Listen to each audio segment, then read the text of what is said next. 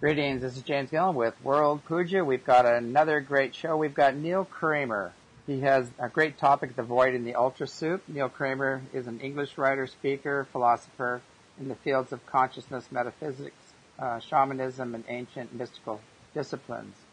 For over 20 years, Neil has independently studied philosophy, psychology, shamanism, Zen, ancient indigenous wisdom, traditions, inner alchemy, occultism, etheric world history. He's currently working on a book and film project and is the spirit behind the acclaimed website, the blog, The Cleaver. Neil gives interviews, teachings, and live presentations on many fascinating subjects, including paths to authentic being, sovereign empowerment, transcending systems of control, and dimensional shifting. Right up my alley.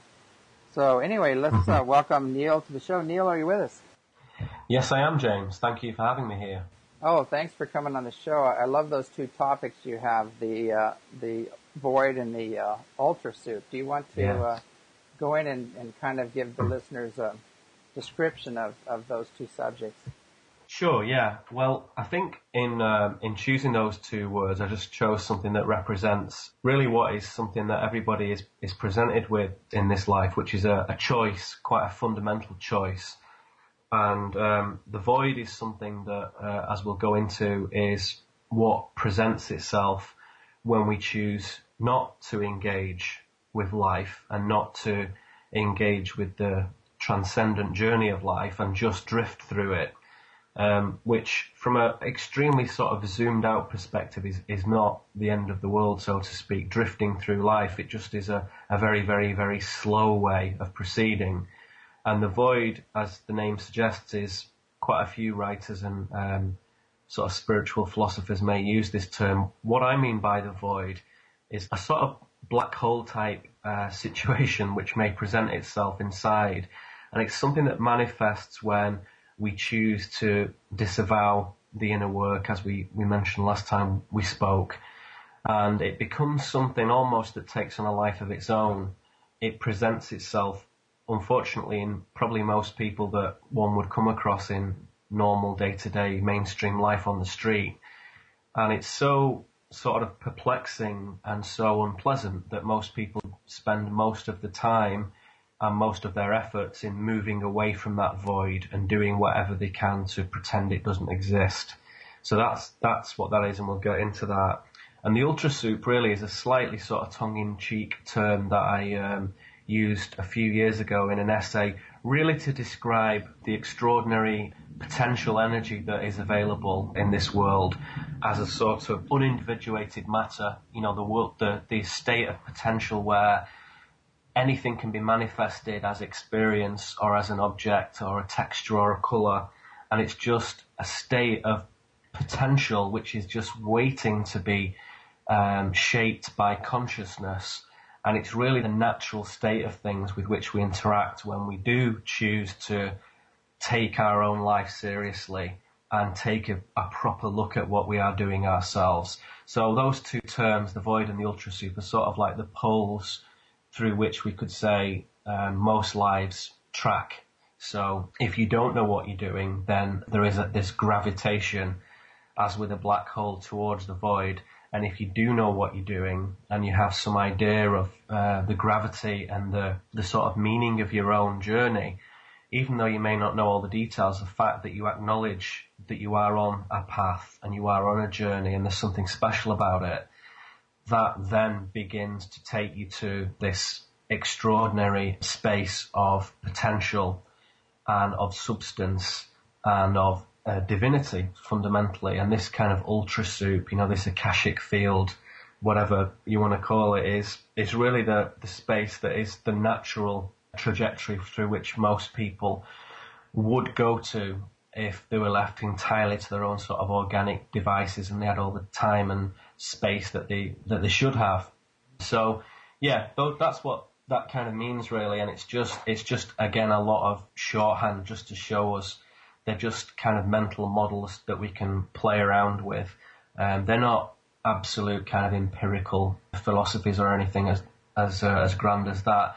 They're just models that we can play with to show us how energy moves from a space of unconsciousness to consciousness. So that's what I'm kind of referring to when I talk about those.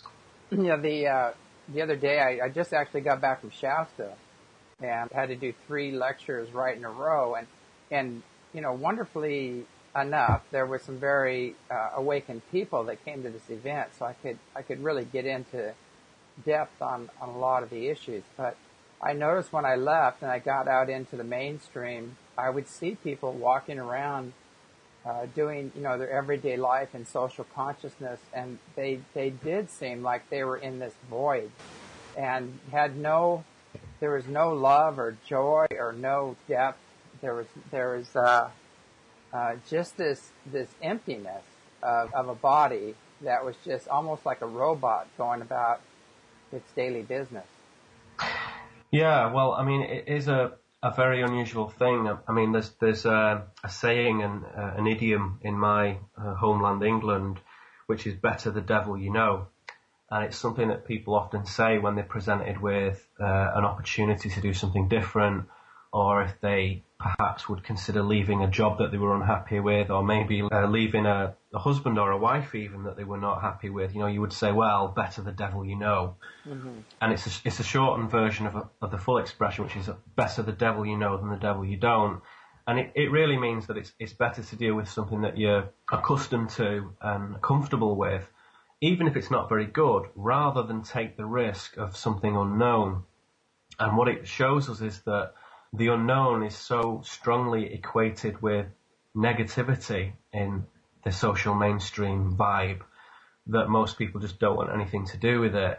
And living this kind of idiom as a philosophy, which a lot of people do, it really limits one's experiences and one's opportunities for growth, and instead sets up a space where you just repeat the old routines, which are well established and well known because they're comfortable. So that's the devil you know, in other words.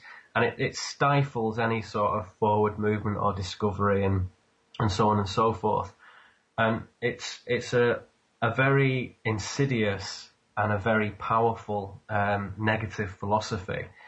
And it's one of the things that I sort of combat most frequently, if I can use that term, is this fear in people of the unknown. And I think we're often brought up to, as I say, to associate the unknown with something that is bad. And it's simply not a sort of organic and natural way of doing things as far as I'm concerned. And it doesn't really function in a successful survival way in terms of consciousness whatsoever. And I think I was contemplating this a little while ago when I was remembering that in the some of the Gnostic scriptures, part of the Nag Hammadi library, there's one of the tractates in there, the Gospel of Thomas. There's a little section known as the sort of secret sayings that the living Jesus spoke to this guy Didymus Judas Thomas. And one of the most frequently quoted passages in there is when Jesus said, when you come to know yourselves, then you will become known, and you will realize that it is you who are the sons of the living Father. But if you will not know yourselves, you dwell in poverty, and it is you who are that poverty. Now, before we come to the whole issue of Jesus and so on, the fascinating thing about that last sentence, but if you will not know yourselves, you dwell in poverty. What's intriguing about this is that in that translation by a guy called Thomas Landin is the beginning of the final sentence there, you will not know yourselves. Now, in the other translations by other people who've put the Nag Hammadi texts out, like this guy Patterson and Meyer and Robinson and so on, they say, if you do not know yourselves, like i.e., if you don't know yourselves, then you dwell in poverty. But Landin translates this kind of Coptic text to where it says will not, and this highlights the critical question of choice in self-awareness. And it's something I feel very strongly about. And it's in these words that we find the importance of choice with the inner work and with a spiritual life. And as I've gone